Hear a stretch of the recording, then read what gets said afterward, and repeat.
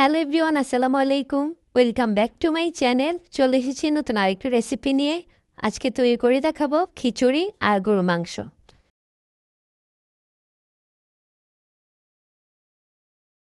প্রথমে গরু মাংসটা রান্না করে নিব। গরু মাংস রান্না করতে প্রথমে দিয়ে দিচ্ছি পেঁয়াজ কুচি, আদা বাটা, রসুন বাটা, হলুদের গুঁড়া, মরিচের গুঁড়া, ধনিয়া জিরার গুঁড়া, দিয়ে দিব স্বাদ মতো লবণ, দিয়ে দিচ্ছি সরিষার তেল, সোয়াবিন তেল আর আস্ত মশলা। এখন চুলায় উঠিয়ে দিব। মাংসটা কষানো হয়ে গেলে এখন এর মধ্যে দিয়ে দিব গরম পানি। এরপর ভালো করে রান্না করে নিব।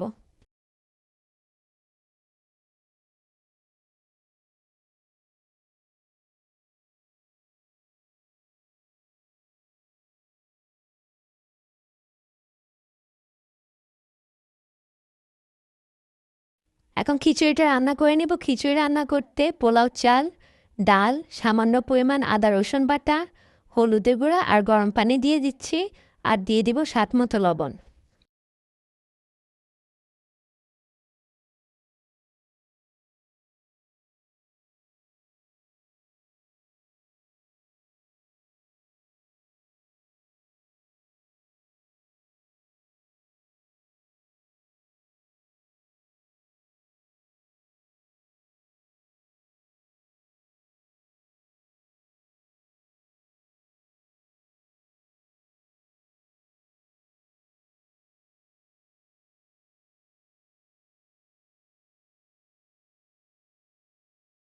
তৈরি হয়ে গেল মজাদার খিচুড়ি আর গরু মাংস।